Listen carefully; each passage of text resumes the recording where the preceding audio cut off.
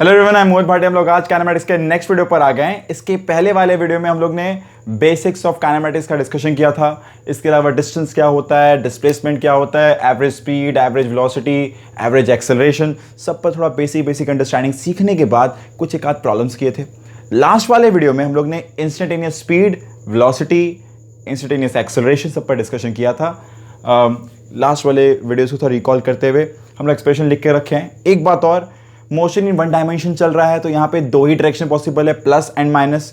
इसलिए बहुत बार क्या होता है, हम लोग को वी का एक्सप्रेशन दिया जाता है इस तरह, और हम लोग इसको वेलोसिटी भी बोल सकते हैं, बिकॉज जब आंसर प्लस में आएगा तो मतलब डायरेक्शन मिल रहा है किस तरफ है, और माइनस मतलब उल्टी तरफ है। तो ये वी टी पर डिपेंडेंट है। Obviously time is an independent variable, whereas v is a dependent variable on time. अलग अलग समय पर अलग अलग वेलोसिटी, अलग अलग पोजीशन, अलग अलग एक्सेलरेशन पॉसिबल है, राइट। इन सारी बातों पर एक बेसिक व्यू हम लोग बना चुके हैं, उस पर ही और थोड़ा कंक्रीटाइज करेंगे इस वाले वीडियो में, और बहुत सारे एप्लीकेशंस करने वाले भी, ठीक है। ये करने के बाद हम लोग ग्राफ्स पर भी बात करेंगे आने वाले वीडियोस में। अभी तो बस मोशन इन वन डायमेंशन पर इस तरह के प्रॉब्लम्स जो कि इंस्टेंटेनियस वेलोसिटीज बेस्ड होगा, या फिर इंस्टेंटेनियस एक्सेलरेशन, या फिर डिस्प्लेसमेंट, पोजीशन, इन सब पर बेस करके, ठीक है। शुरू करते हुए, v क्या होता है, ds/dt, मतलब rate of change of position with change of time. Recall कर लेते हैं, जब चेंज ऑफ टाइम छोटा इंटरवल हो तो इंस्टेंटेनियस वेलोसिटी, जब चेंज ऑफ टाइम बड़ा इंटरवल हो तब होगा एवरेज वेलोसिटी या फिर average speed. Depending on direction बताते हैं तो वेलोसिटी, नहीं तो speed, right. Similarly rate of change of velocity with change of time is said to be acceleration. 1D है तो 1D में दो ही डायरेक्शन होता है, प्लस माइनस, इसलिए वेक्टर सिंबल ना भी दे तो भी चलेगा। मेरा एक लाइन था, vectors along the same line behave like scalar, पीछे वीडियोस में जाके देख सकते हो।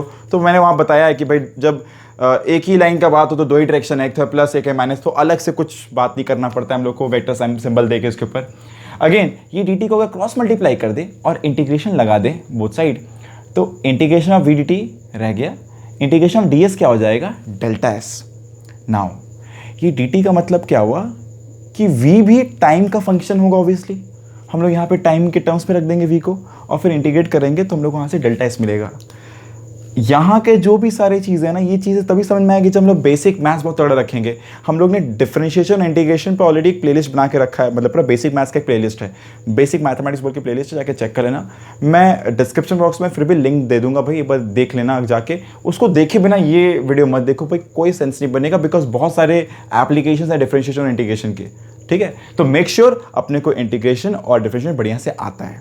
नाउ तो यहां पर एक और बात, हम लोग जनरली फिजिक्स में डेफिनेट इंटीग्रल यूज करते हैं, मैंने ये भी बताया है, ठीक है। और delta we is what, integration of a d T. Again कैसे आया भाई, ये डी टी को क्रॉस मल्टीप्लाई कर दिए, इंटीग्रेशन बोथ साइड, तो ए डी टी रह गया। अगेन ए टाइम का फंक्शन हो सकता है, ए कॉन्स्टेंट हो सकता है, and integration of D V, मतलब integration of D V is generally what, V. अब upper limit minus lower limit क्या होगा, डेल्टा वी, तो ये हो जाएगा डेल्टा वी। समझ आ रहा है। मैंने यहाँ पे एक ब्लैंक छोड़ा, यहाँ पे एक ब्लैंक छोड़ा है, ये बहुत काम का एक लास्ट हम लोग को ब्लैंक फिल करना बाकी है, जहाँ पे थोड़ा लॉजिक लगेगा। तो भाई अपने संग में ट्राई करते हैं। यहाँ पर अगर ऊपर नीचे अपने यहाँ पे ds मल्टीप्लाई कर दे तो क्या हो जाएगा, ये ds/dt क्या होता है, वेलोसिटी। ऊपर ही दिख रहा है ना, ये ds/dt क्या है, वेलोसिटी या फिर स्पीड जो बोल दो। तो क्या बचा, ds/dt हो गया v, बचा क्या dv/ds, है कि नहीं। तो a का अपने पास दो एक्सप्रेशन है।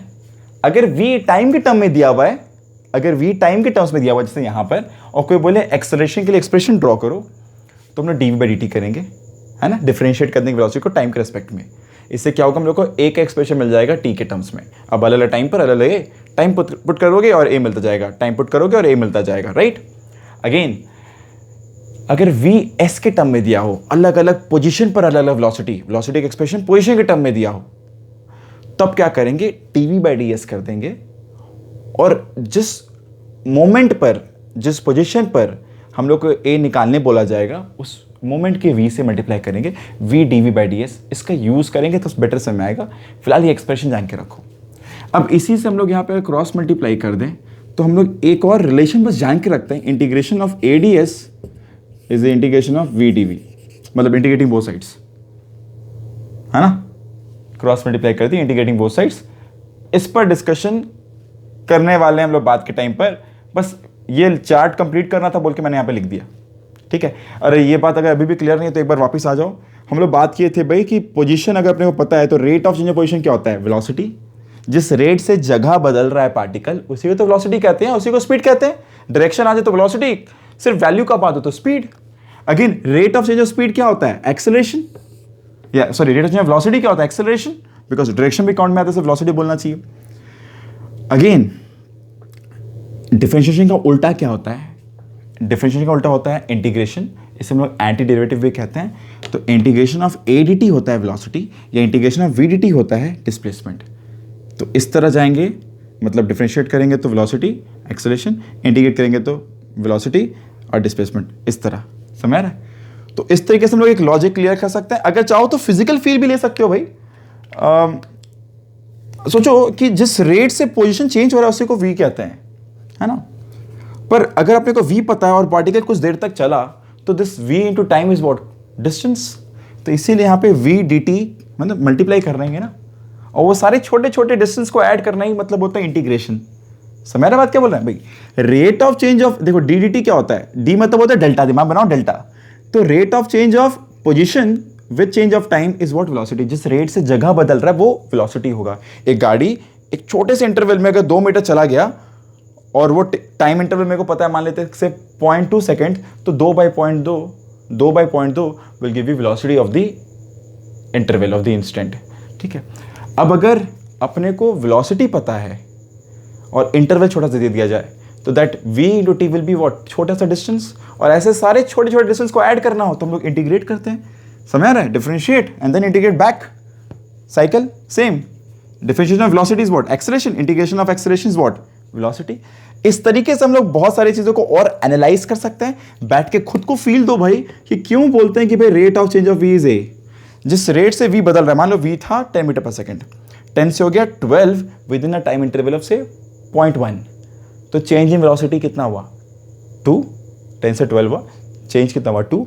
टाइम कितना हुआ? से 0.1, तो 2/0.1, 20 मीटर पर सेकेंड स्क्वायर, है ना? किस रेट से स्पीड बदल, वेलोसिटी बदलता है उसको हम लोग कहते हैं एक्सेलरेशन, है कि नहीं? अब इसी का इंटीग्रेशन क्या होता है? वेलोसिटी। क्यों भाई? इसी का इंटीग्रेशन क्या होता है? रादर चेंज इन वेलोसिटी, है कि नहीं? अगर एक एक्सेलरेशन है 2 मीटर पर सेकंड का काम किया किसी बॉडी पर कोई एक 0.1 सेकंड के लिए से, तो 2 इंटू 0.1 कितना हो जाएगा? 0.2। तो अल्टीमेटली क्रॉस मल्टीप्लाई करके भी देख सकते हैं हम लोग, लॉजिकली फील भी कर सकते हैं। इन सारी बातों को याद रखना है, इन एक्सप्रेशंस को फील करना है प्रॉपरली। जब भी फील करोगे ना तभी इसको यूज कर पाओगे, बिकॉज बहुत मतलब एक्सपैंडेड फॉर्म में यूज में आने वाला है ये सब कुछ। Let's continue from here only कि भाई what are the ways to solve the above problem, और इस तरह के प्रॉब्लम जो हम लोग भी बोर्ड पर लेने वाले हैं। ठीक है, ये सारी चीजें जानने के बाद क्वेश्चन पढ़ते हैं, एक क्वेश्चन लेंगे, एप्लीकेशन देखते जाएंगे। ठीक है ना? क्वेश्चन लेते हैं फिर। तो क्वेश्चन है particle moves along a line, तो भैया स्ट्रेट लाइन का बात चल रहा है, मतलब मोशन इन वन डायमेंशन का ही बात चलने वाला है अभी भी। तो particle moves along a line so that its velocity at time T is, velocity at any time T is given by this expression. और अगर ये v प्लस में आ रहा है मतलब इस तरफ बॉडी जा रहा है, और ये अगर वेलोसिटी कोई भी टाइम में माइनस में आ रहा है मतलब वेलोसिटी इस तरफ है, बॉडी इस तरफ मूव कर रही है, बॉडी इस तरफ जा रही है।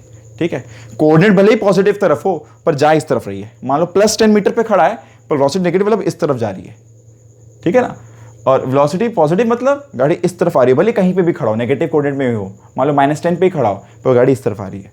ठीक है, क्वेश्चन क्या है? Question part A, find the displacement of the particle during the time interval of 1 to 4 second. Question part 1 है, डिस्प्लेसमेंट बताना है अपने को, टाइम इंटरवल है 1 से 4 सेकेंड। एक लर्निंग मिलेगा इस क्वेश्चन को सॉल्व करते हुए, एंड में बात करते हैं इस लर्निंग का। ठीक है, ध्यान समझना और ध्यान से नोट करना सारी बातें। ठीक है ना भाई?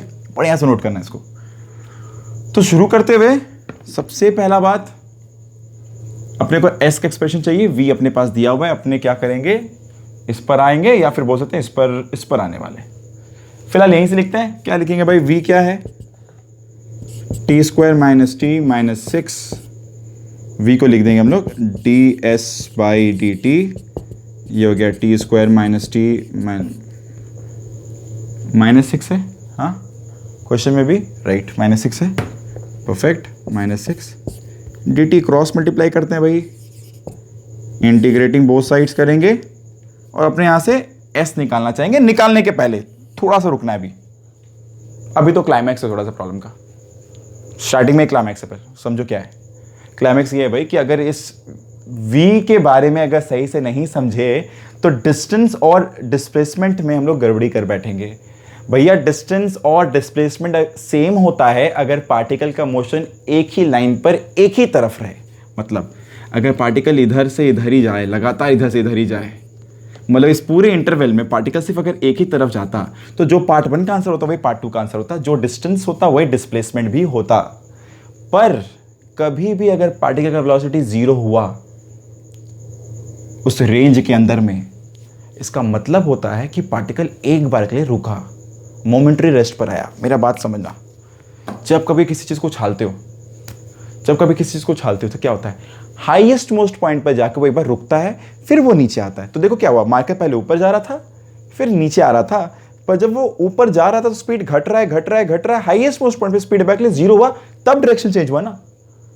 ये एक बात है जो याद रख लेना, जब कभी डायरेक्शन चेंज होता है, रिवर्स हो रहा होता है, एक बार के लिए पार्टिकल रेस्ट में जरूर आएगा, मोमेंटरी रेस्ट कह सकते हैं। या फिर ऐसे बोल दो कि जब पार्टिकल अपने एक्सट्रीम पर हो, मतलब हाईएस्ट मोस्ट पॉइंट है ना, या फिर अगर कोई बॉडी इस तरह मूव कर रहा हो हॉरिजॉन्टली से पेंडुलम, वो अपने एक्सट्रीम मोस्ट पॉइंट पर एक बार के लिए 0 स्पीड अटेन करेगा। It's a very crucial understanding, दिमाग में बैठा लो, बहुत काम में आएगा ये चीज। आगे चल के एनर्जी कंजर्वेशन में भी काम में लेंगे कि एक्सट्रीम मोस्ट पॉइंट पे क्या होता है, स्पीड क्या होता है, 0 होता है। तो यहां पर भी डायरेक्शन जब भी रिवर्स होगा तो स्पीड 0 होगा। एक और एग्जांपल लेते हैं, एक बॉलर बॉल फेंका, दौड़ के आया, बॉल फेंका, बिकॉज मोमेंटम थोड़ा आगे बढ़ गया, रुका, फिर वो घूमा, उसको एक बार रुकना पड़ेगा, वो चलते चलते घूम नहीं सकता, बिकॉज डायरेक्शन जब चेंज करना है उसको तो एक बार के लिए उसको रुकना पड़ेगा। अगर वो 1D मोशन फॉलो कर रहा है तो, है ना, सर्कुलर मोशन नहीं 1D मोशन फॉलो कर रहा है, इज टू स्टॉप, तो मोमेंटरी रेस्ट चाहिए। इस क्वेश्चन में अगर बात किया जाए तो क्या वेलोसिटी इस रेंज में कभी भी 0 हो पाएगा? अगर 0 हुआ मतलब बीच में डायरेक्शन कभी चेंज हुआ है, मतलब दोनों का आंसर अलग अलग रहेगा। और अगर 0 नहीं हुआ तो अपना भाई अच्छा फ़ायदा रहेगा, कम मेहनत लगना पड़ेगा।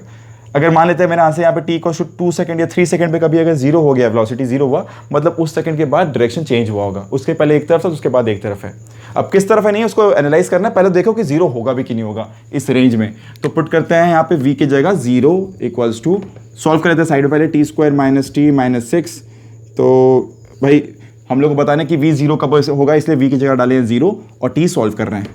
लास्ट नॉर्मली क्या होता है, अपने t पुट कर देते हैं और बोलते हैं v बताओ, मान लो 2 सेकंड में वेलोसिटी कितना होगा, 3 सेकंड में वेलोसिटी कितना होगा। सवाल अभी है कि 0 कब होगा, है ना।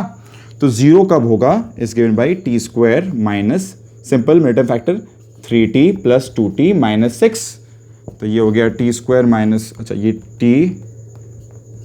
- 3, t कॉमन लेंगे यहाँ पे, t + 2 0। तो अपने पास दो आंसर, t = -2 + 3। समझ आ रहा है कि नहीं आ रहा है? दो आंसर आ गया। अब इन दो आंसर में -2 तो किसी काम का नहीं, बट +3 आ गया रेंज में, काम बढ़ गया भाई। अब अपने को सोचना पड़ेगा और भी कुछ। क्या सोचना पड़ेगा? अपने पास दोनों पार्ट का आंसर थोड़ा अलग तरीके से निकलेगा। समझ लो पहले इसका मतलब क्या हुआ। एक रफ चेक करें, चलो चेक करते हैं। सोचो टाइम 0 अगर होता तो v कितना होता, 0² - 0² - 6, मतलब पार्टिकल किस तरफ मूव कर रहा है, इस तरफ। मेरे को ऐसा कोई आइडिया नहीं है, पर इतना कंफर्म है कि पार्टिकल इस तरफ मूव कर रहा होता एट इनिशियल स्टेट। t0 मतलब इनिशियल। टाइम डालो 1 पे क्या हो रहा है, 1² - 1 0 हो गया, बचा -6, मतलब पार्टिकल अभी भी इस तरफ जा रहा है। डालो 2² मतलब 4 - 2 4 - 2 कितना हो गया बेटा, 4 - 2 2 - 6 मतलब अभी भी -4, बट स्पीड घट रहा है इस तरफ, पर हो तो इसी तरफ ही रहा है अभी भी स्पीड, वेलोसिटी इसी तरफ है अभी भी, सॉरी। नेक्स्ट t = 3 पुट करो, 3² 9 - 3 - 6 9 - 9 0।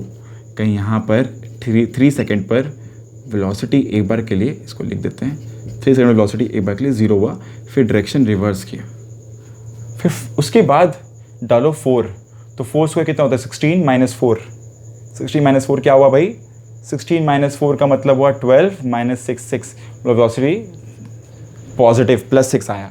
सीखने वाला बात क्या है, -2 और +3, -2 तो भूल जाओ भाई, अभी +3 पर 0 होगा वेलोसिटी, मतलब एक ही बार डायरेक्शन रिवर्स होगा। मतलब पहले वेलोसिटी नेगेटिव तरफ था, 3 सेकंड तक वेलोसिटी घटा, फिर डायरेक्शन जब रिवर्स हुआ तो लगातार वो इस तरफ ही गया, लगातार पॉजिटिव डायरेक्शन में जाता गया, ठीक है ना। तो अब क्या हो रहा है भाई, व्हाट इज डिस्टेंस, अगर बात किया जाए व्हाट इज डिस्टेंस, तो व्हाट इज डिस्टेंस, ये यहाँ से यहाँ जाकर यहाँ तक आया, ये हुआ डिस्टेंस। बट डिस्प्लेसमेंट क्या है, यहाँ से लेके यहाँ तक। लेट्स से ये t इक्वल्स टू 1 सेकेंड का बात है, तो 1 सेकेंड से लेके 4th सेकेंड के एंड में कहाँ है, वो है डिस्प्लेसमेंट। तो अपने जो यहाँ से s ऑब्टेन करते हैं ना बेटा, वो डिस्प्लेसमेंट का एक्सप्रेशन ऑब्टेन करते हैं। याद रखना ये बात, ये पोजीशन बताता है अपने को, ये एक्सप्रेशन पोजीशन का कोऑर्डिनेट देता है। अलजेब्राइक है ना। तो सारी बातों को बाकी को हटाते हुए, सारी बाकी चीज़ों को हटाते हुए, बट जहाँ से मूवमेंट चला था वहीं पर आते हैं। मैंने ये पार्ट क्यों मिटाया पता नहीं, but I have to rewrite this.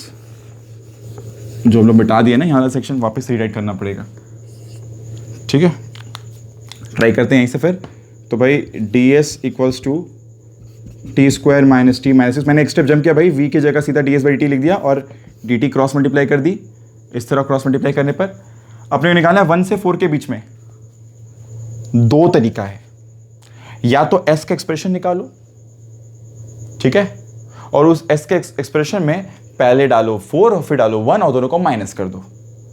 समझ आ रहा बात, मतलब इस तरह कि पहले डाला लेट्स से टाइम 0 पर, मेरे को नहीं पता टाइम 0 पे कहाँ पे है, कोई एस नॉट पर है, ये कांस्टेंट है कोई, और ये कोई टी, ये कोई एस।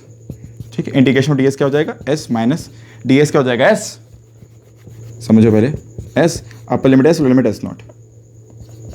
समझना, ये क्या हो जाएगा, t to power 2 + 1 by 2 + 1 minus t to power 1 + 1, 6 क्यों लिख दिया, 1 + 1 बाई 1 + 1 माइनस 60। ठीक है ना। इस तरह सॉल्व करके एक्सप्रेशन जो डिराइव हुआ वो क्या हुआ भाई, S minus S not T cube by 3 minus T square by 2 minus 60 is the expression, जहाँ पे हम लोग लिख सकते हैं, ये हो गया s इक्वल्स टू इस तरह का expression, T cube by 3 T square by 2 minus 60 plus S not. ये हो गया s का एक्सप्रेशन, जनरल एक्सप्रेशन, जहाँ पे ये एस नॉट पता तब लग पाता जब अपने को बता देता कि भाई लेट्स से टाइम 0 पे पार्टिकल कहाँ पे है, let's say time equals to 1 particle कहाँ पर है। पर क्वेश्चन में तो s नहीं पूछा अपने क्वेश्चन में, s माइनस एस मतलब S4 माइनस S1 पूछा है। तो क्या करेंगे, इसमें 4 पुट करो, तो टी जा 4 4 4 जो भी आया, ये S नॉट रहने दो, टी जा पुट करो 1 1 1 1 जो भी आया माइनस कर दो। समझ रहा है, मैंने क्या किया, टाइम 0 पे क्या कोई S नॉट होगा, मान लो टाइम 0 पे मान लो पार्टिकल कहीं पर है, कोई पोजीशन पर है, तो करस्पॉन्डिंगली यहाँ पे मैप करो इस बात को, सीखो इस चीज़ को। डेफिनेट में ऐसे होता है कि भाई टाइम 0 पर पार्टिकल कहाँ पे था, ये अगर RHS तो ये LHS, दोनों पर एक संग मैप करो कि टाइम 0 पर पार्टिकल कहाँ पे था और कोई टाइम पे पार्टिकल कहाँ पर है, ये टी और कोई एस, तो इससे क्या होगा, एस वर्सेस टी का एक रिलेशन आएगा। अब तुम यहाँ पे चाहो तो बहुत तो क्या करेंगे पता है, यहाँ पे पुट कर देंगे टाइम इक्वल्स टू 1, यहाँ पे 4, तो क्या हो जाएगा 1 से 4 के बीच में कितना चेंज ऑफ पोजीशन हुआ वो सीधा वैल्यू आ जाता है। मेरा मन था एक्सप्रेशन डिराइव करने का, that's my way of doing things, ताकि हम लोग जनरलाइज में सीखते जाएं थोड़ी सी और चीज़ें भी।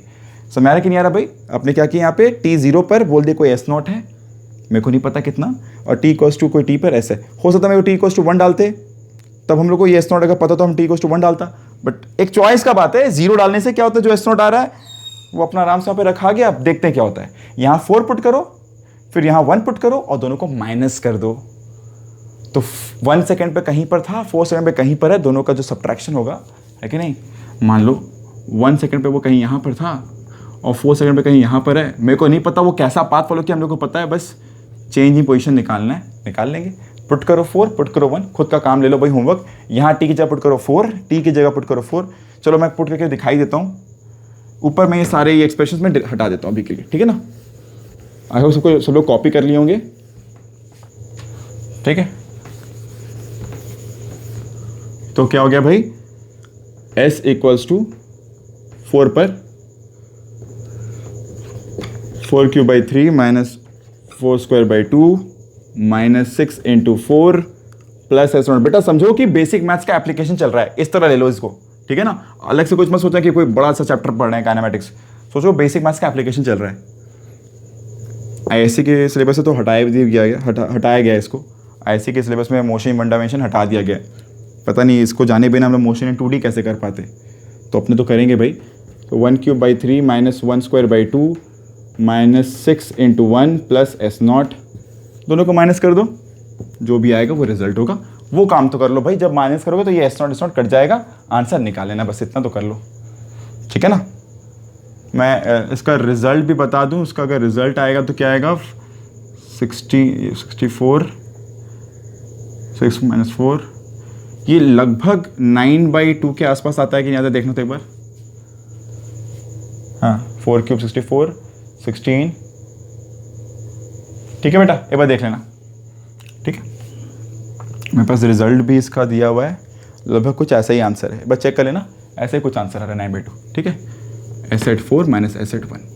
ना बात आती है डिस्टेंस की, जो कि ज़्यादा थोड़ा सा चैलेंजिंग लगता है मेरे को।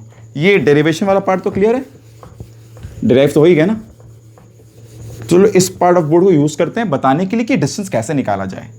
तो भैया पहले 1 से लेकर 3 सेकेंड तक पार्टिकल एक तरफ गया, तो क्या करोगे, यहाँ डालो 3, यहीं डालो 1, जैसे किए थे ना। तो 3 - 1 क्या हुआ, ये वाला डिस्टेंस आ गया। तो क्या करोगे, S3 - S1 ऑब्टेन करोगे, समझ आया। यहाँ 3 पुट करोगे टी की जगह, 1 पुट करोगे, माइनस करोगे। फिर 3 से 4 सेकेंड तक, तो अब सोचो कि ये 4 पे कहीं यहाँ पर है और 3 पे कहीं यहाँ पर है, तो वापस क्या करोगे, S@3 - S@4 उसको निकाल लोगे, ठीक है ना। S@3 मतलब टी की जगह 3 पुट करो और फिर S@4, तो S@3 ये लेंथ हो गया, समझो ये पूरा लेंथ। S@4 मतलब ये लेंथ, इन दोनों को माइनस करो तो ये वाला लेंथ आ जाएगा, दोनों को प्लस कर दोगे, ये जो भी प्लस करके आएगा यही मेरा डिस्टेंस कहलाएगा। ये पार्ट तुम लोग के लिए होमवर्क रहा भाई, ट्राई करके आंसर बताना होगा तो कमेंट बॉक्स में डालना, फिर रिप्लाई बैक, मैं इसमें रिप्लाई कर दूंगा। ये तुम लोग के लिए पार्ट रहा है, ठीक है भाई। कमेंट करना, मैं रिप्लाई में मैं वहीं पे रिप्लाई कर दूंगा तुझे, तुम लोगों को, ठीक है भाई। तो एक काम करते हैं, नेक्स्ट क्वेश्चन लेते हैं। काफ़ी लंबा चल गया ये प्रॉब्लम, नेक्स्ट क्वेश्चन लेते हैं। सीखने में थोड़ा टाइम लग जाता है, इनिशियल वीडियोज़ है ना भाई, अपने नए नए सीख रहे हैं तो टाइम लगेगा थोड़ा सा। Let's start with our next problem. तो आई होप सबको क्लियर हुआ होगा कैसे हम लोग डायरेक्शन को काउंट में लेते हैं डिस्टेंस और डिस्प्लेसमेंट ऑब्टेन करने के लिए। तो हम लोग 3 सेकेंड के बाद वापस स्टॉप किया और फिर डायरेक्शन चेंज हुआ, तो 3 सेकेंड तक कितना डिस्टेंस और फिर 3 से लेके 4 में कितना डिस्प्लेसमेंट, मतलब 3 सेकेंड तक क्या डिस्प्लेसमेंट, फिर 3 से 4 में कितना डिस्प्लेसमेंट, दोनों को ऐड कर दो तो डिस्टेंस हो गया टोटल, है ना, टोटल पाथ कवर्ड। ना नेक्स्ट क्वेश्चन है भाई, एक दूसरा टाइप का क्वेश्चन ले रहे हैं। If a particle accelerates with A = kv², particle accelerates with A = kv², ठीक है, and initial velocity is equals to u, then find velocity after s displacement. अलग टाइप का क्वेश्चन मिल रहा है। क्वेश्चन में बोला जा रहा है कि भाई particle accelerates with acceleration A = kv²। अच्छी क्वेश्चन है भाई। इनिशियल वेलोसिटी क्या है, u। क्वेश्चन में बोल दिया गया भाई what is initial velocity, u, ठीक है ना। Then find velocity after s displacement. After s displacement कितनी वेलोसिटी होगी ये अपने को ऑब्टेन करना है, अपने को फाइनल वेलोसिटी बताना है आफ्टर s डिस्प्लेसमेंट, मतलब s के टर्म में आंसर लाने से चलेगा। आफ्टर s डिस्प्लेसमेंट मतलब s के टर्म में v का एक्सप्रेशन निकाल सकते हैं। तो भैया पहला बात, ए को क्या लिखते हो, ए को क्या लिख सकते हो, v dv/ds, यही तो लिखने का बारी आया कि नहीं आया भाई। भाई अपने को बोला v को s से रिलेट करना है, तो a अपने पास है, तो अगर a को लिखेंगे dv/dt तो बेकार में t के टर्म्स में आएगा चीज़, फिर मेहनत करना पड़ेगा, क्यों करना, सीधा a के चलिए तो v dv/ds सीखे तो थोड़ी देर पहले ही फॉर्मूला, और सॉल्व कर लेते हैं यहाँ से। एक v सिंप्लीफाई हो गया, dv/v equals to k times ds integrating both sides. अगर बोल दिया गया है इनिशियल बोला है क्वेश्चन में u है, तो जब इनिशियल वेलोसिटी u है, है ना, इनिशियल वेलोसिटी u है, तब मान लेते हैं कुछ बोला है डिस्प्लेसमेंट कुछ है क्या इसमें क्वेश्चन में। If a particle accelerates with a equals to this initial velocity u, find velocity after s displacement, मतलब उस समय से s, तो इनिशियल को हम लोग 0 मान सकते हैं, कोई भी एक v, ये कोई भी s, तो integration of dv/v, integration of dx/x is ln x, तो this will be ln v, upper limit v, lower limit u, integration of k ds, k बाहर आ जाएगा, integration of ds will be ks, ये 0 ये s, तो तो integration of ds will be s, upper limit s, lower limit 0, s minus 0 will be s ln v by u। चाहो तो ऐसे छोड़ दो, चाहो तो इसको लिख दो v by u equals to e to power k s और v equals to u into e to power k s। इस तरह सॉल्व कर सकते हैं और इस तरह से हम लोग का ये आंसर भी आ गया। ठीक है, एक काम करो, एक क्वेश्चन ले लो, नेक्स्ट ट्राई करके रखना खुद से। ठीक है ना, यहीं पे लिख देते हैं भाई, यहीं पे क्वेश्चन लिख देते हैं। क्वेश्चन है a equals to minus cos t, ठीक है, एट t0 u0। ठीक है, सबको दिख रहा होगा guess, a equals to minus cos T at t0 u0। मेरे को दिख नहीं रहा शायद वीडियो में आ रहा कि नहीं आया। a equals to minus cos T at t0 u0, x equals to 1, x equals to 1, position at t equals to pi, position at t equals to pi, मतलब ये x इक्वल्स टू 1 होगा, position at t equals to pi. Find distance from 0 to 2 pi. Question आप पढ़ लें भाई बढ़िया से, यही लिखा हुआ है, a बता दिया गया इसके टर्म में। ठीक है, at t0 u is 0 and x is 1। ठीक है, हम लोग को बोला गया है t0 पे क्या है भाई, u 0 है। ठीक है ना, एट t इक्वल्स टू पाई बताना है पोजीशन क्या है। ठीक है, t इक्वल्स टू पाई पर पोजीशन क्या है ये बताना है, और डिस्टेंस कितना ट्रेवल हो 0 से 2 पाई के बीच में ये भी बताना है। तो दो पार्ट रहा क्वेश्चन का, t इक्वल्स टू पाई पर पोजीशन क्या है और 0 से 2 पाई में कितना डिस्टेंस ट्रेवल हो ये बताना है। ये क्वेश्चन ले लो, ट्राई करके रखना। अगले वाले वीडियो में इसी का सोल्यूशन से डिस्कस करना स्टार्ट करेंगे। This much from this video, keep watching, keep asking. जो क्वेश्चन हो, जो दिमाग में सवाल आ रहा है, जो क्लियर नहीं हो रहा है, और एलिमेंट्री कुछ क्वेश्चन चाहिए तो बता देना, answer me in the comment box. I will try to get back to you as soon as possible. Keep watching, thank you.